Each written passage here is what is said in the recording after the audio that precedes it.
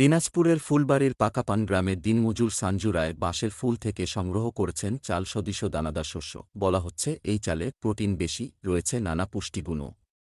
এ বিষয়ে কথা বলেছেন হাবিব রবির ফুড প্রসেসিং অ্যান্ড ইঞ্জিনিয়ারিং বিভাগের শিক্ষক মারুফ আহমেদ। বিস্তারিত দেখুন ভিডিওতে। আমরা যে ভাত খাই তার চেয়ে বেশি মাত্রায় প্রোটিন আছে এবং প্রোটিনও কম, প্রোটিন বেশি আছে, ফ্যাট কম আছে, স্টার্চ, অ্যামাইলোজ আছে এবং বিভিন্ন ধরনের ভিটামিন আছে।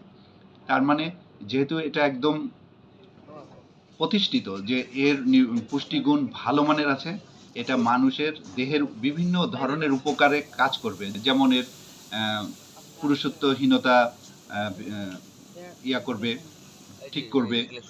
তারপর হাড়ের ব্যথা হচ্ছে মানুষের হাড়ের ব্যথা কমায় ফেলবে, অ্যান্টি ডায়াবেটিস হিসেবে ইউজ করবে।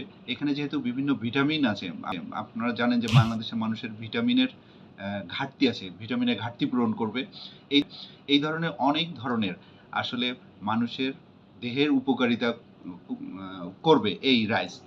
জানেন আপনারা একটা হচ্ছে গুল্ম জাতীয় উদ্ভিদ। বাংলাদেশের বন বিভাগ অনুযায়ী প্রায় 40 ধরনের প্রজাতি আছে। এর ভিতরে 2 ধরনের প্রজাতিতে সাধারণত বাঁশের ফুল হয়।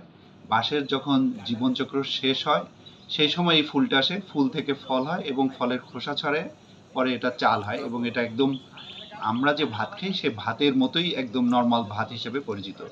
এবং এই যখন এই বাঁশ ফুল আসে, বাঁশের আসলে তখন জীবনচক্র এটা শেষ হয়ে যায়, বাঁশ মারা যায়।